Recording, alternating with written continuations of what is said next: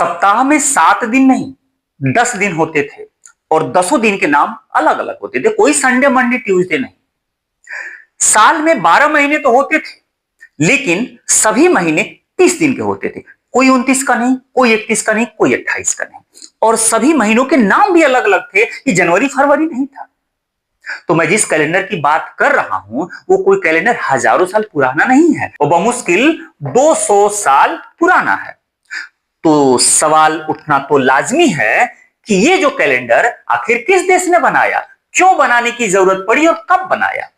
जो सप्ताह 7 के बदले 10 दिन का था, उसके नाम क्या क्या थे, महीनों के नाम क्या क्या थे, और आज की डेट में वो कैलेंडर क्यों खत्म कर दिया गया, किसने खत्म किया, कब खत्म कर दिया।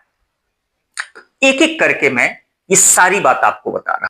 सबसे पहले हम लोग सप्ताह वाली बात जान लिया जाए कि 10 दिन क्यों थे, नाम उनके अलग अलग।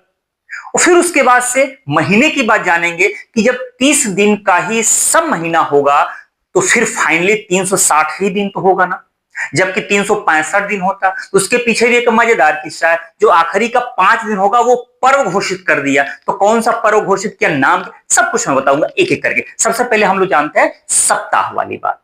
तो बात शुरू होती है 1789 की क्रांति से। कहां की क्रांति? फ्रांस की क्रांति।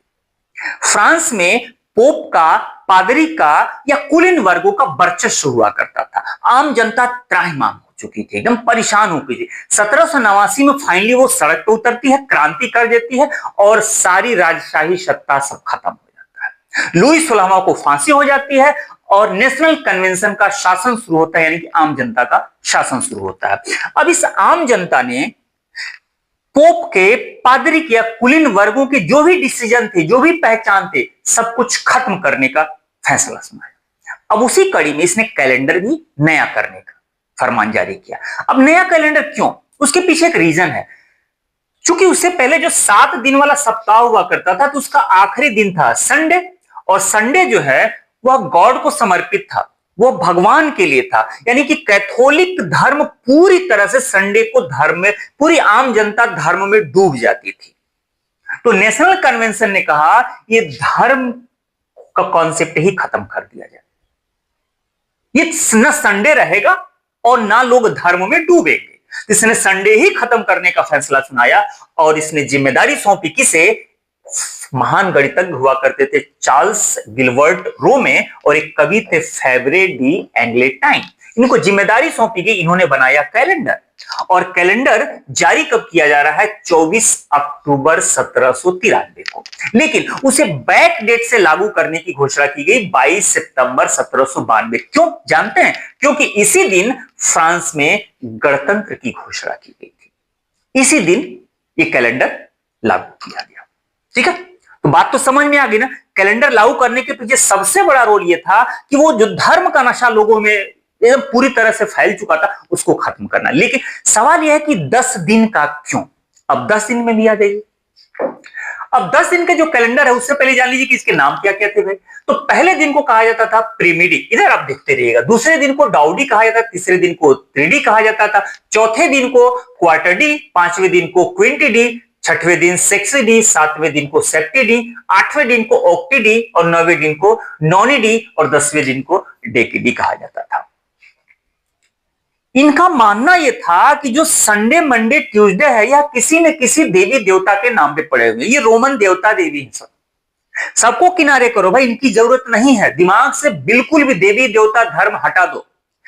पूरी तरह से साइंटिफिक नेम होना चाहिए भाई। ये नंबर सिस्टम के हिसाब से, प्रिमिडी का मतलब पहला, डाउडी 2, थ्रीडी, ऐसे करते करते ये साइंटिफिक तरीके से इसका नाम रख दिया इन्होंने। कोई धर्म का इसमें चोला नहीं है। अब आप जरा बताइए, अब तक इन्होंने जो काम किया वो सही किया था कि गलत किया था? आप भी अपना कमेंट करके राय देते रहिएगा। अब बड़ा सवाल जो भी मैंने शुरू में बताया था कि रविवार को खत्म करने, ये पहली प्राथमिकता थी कि रविवार ही खत्म कर दिया जाए। न रविवार रहेगा और न पूरा फ्रांस धर्म में डूबेगा। ठीक, उसके अलावा एक और बात, जो 7 दिन जो किसी न किसी देवी देवता के नाम पर थे उसको भी इन्होंने खत्म कर दिया। कहा कि जो 10 का अंक है वो पूरी तरह से डेसिमल सिस्टम पर आधारित है, वैज्ञानिक और तार्किकता पर आधारित, इसको लेकर चला जाए। धर्म का काम क्या है यहां पर? फिर उसके बाद जो 28, 30, 29 या 31 दिन हुआ करते थे ना महीनों में, आज भी होते ही होते हैं, ग्रेगोरियन कैलेंडर अगर है तो है। इन्होंने कहा कि ये सब फालतू की बातें हैं यार, महीना है तो सीधे सीधे महीने को 30 दिन में बांटो, और एक एक सप्ताह को इनके यहां पता है क्या कहा जाता था, डिकेट्स कहा जाता था। यानी कि 3 डिकेट्स यानी कि 3 सप्ताह बराबर एक महीना। 30 दिन का कॉन्सेप्ट पूरी तरह से क्लियर। लेकिन अब यहां एक और बात है कि अगर 30 दिन का एक महीना होगा तो कुल मिला के होगा कितना, 360 दिन, यानी कि 12 यानी 36, 360 ही दिन होगा। जबकि पृथ्वी सूर्य की जो परिक्रमा करती है वो करती है 365.24 दिन। ये इन्हें भी पता था, भाई मैं बताया ही अभी 200 साल पहले की बात है। तो ये जो एक्स्ट्रा 5 या 6 दिन बच रहा है, इसी के लिए तो ये 28, 29, 30, 31 किया गया था। इन्होंने एक नया तरीका अपनाया। नया तरीका क्या अपनाया कि भैया ये 30 दिन का है, तो आखिर में जो 5 दिन बचेगा ना, और लीप ईयर में बच जाएगा 6 दिन, इसे हम लोग स्पेशल जो है पर्व घोषित कर दिया जाए। कर दिया पर्व घोषित। कौन सा पर्व था अभी वो भी मैं बता दूंगा, बने रहिए वीडियो मेरे साथ। 3 महीनों के नाम जो है जनवरी फरवरी सब कुछ खत्म कर दिया। ये क्यों? क्योंकि जो जनवरी फरवरी मार्च अप्रैल मई जून जो कुछ भी है ना, ये रोमन कोई ना कोई देवी है, कोई ना कोई देवता है। खत्म करो भाई। नाम जो है प्रकृति पे होना चाहिए, नाम मौसम पर होना चाहिए, नाम कृषि चक्र पे होना चाहिए, यानी कि जो नेचर में है उसके आधार पे नाम रख दो। ये देवी देवता की क्या जरूरत है, इसके आधार पे इन्होंने काम किया। तो फिर उसके बाद से देख लीजिएगा, ये रहा महीनों के नाम। अब महीनों के नाम कैसे ये रख रहा है, वसंत ऋतु में 3 महीने इन्होंने बताया। स्प्रिंग सीजन में जर्मिनल, फ्लोरिल, पेरियल। अच्छा, इसके पीछे इन्होंने तर्क दिया, ये नाम क्यों रखा गया। अब जर्मिनल जो है ये अंकुरण यानी कि बीज निकलने का समय है तो उसे जर्मिनल कहा। फूल खिलने का समय आया तो फ्लोरल कहा। मैदानों में घास निकलने का टाइम आया तो पेरियल कहा। उसके बाद समर सीजन में नाम 3 महीने हो गए, मेसीडोर, थर्मिडोर, फ्रुक्टिडोर। अब फसल कटाई का समय है तो मेसीडोर नाम पड़ा, भीषण गर्मी का समय है तो थर्मिडोर नाम पड़ा, और फल पकने का समय है तो फ्रुक्टिडोर नाम पड़ा। अब इसके बाद देखिएगा शरद ऋतु में वांतिमियर हो गया, ब्रूमेयर हो गया, फ्रीमेयर हो गया। ये अंगूर की कटाई का समय है तो वांतिमियर हो गया, कोहरे का समय है तो ब्रूमेयर हो गया, या ठंड की टाइम आ गया तो फ्रीमेयर हो गया। विंटर सीजन में देख लीजिएगा, निमोस हो गया, प्लूवियोस हो गया, वांतोस हो गया। इसी तरह से बर्फ का समय, बारिश का समय, हवाओं का समय। तो पूरी तरह से नेचर पे डिपेंड है। ये देवी देवता के नाम पे जो है, अगर आप इसमें मैं वीडियो एक बनाया हुआ हूं कि जनवरी फरवरी मार्च अप्रैल मई जून ये जो भी नाम पड़े हैं ये रोमन देवी देवताओं के नाम पे, तो क्यों नाम पड़ा, किसने रखा, और जनवरी ही पहले क्यों, फरवरी बाद में क्यों, मार्च पहले क्यों, अप्रैल बाद में क्यों, इस सब कुछ क्लियर करते हुए मैंने एक वीडियो बनाया। आप चाहें तो जाके देख लीजिएगा, डिस्क्रिप्शन बॉक्स में उसका लिंक मैं दे दूंगा, ठीक है, आप जाके देख लीजिएगा। लेकिन उसको हटा के इन्होंने ऐसे कर दिया। लेकिन सवाल वही का वही कि जो आखिर में 5 दिन बच गए, अगर ये 12 के 12 महीने 30 दिन के होंगे तो कुल कितना दिन होगा, 360 दिन होगा कि नहीं होगा? होगा, बिल्कुल होगा। लेकिन पृथ्वी जो सूर्य की परिक्रमा करती है वो करती है 365.24 दिन। अब 2-4 दिन, 0.24 दिन का मतलब आप ऐसे समझिए कि 365 दिन और 6 घंटा, आप ऐसे समझ लीजिएगा।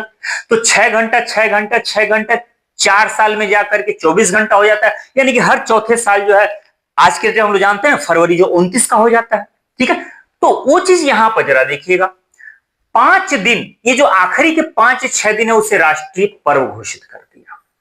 यानी कि साल का एकदम आखिरी, जब महीने खत्म हो जाएंगे 30 दिन के, तो आखिरी में जो 5 दिन बचेगा वो पर्व का है। कौन सा पर्व है? देखिए, गुड़ों का पर्व है वर्चू डे।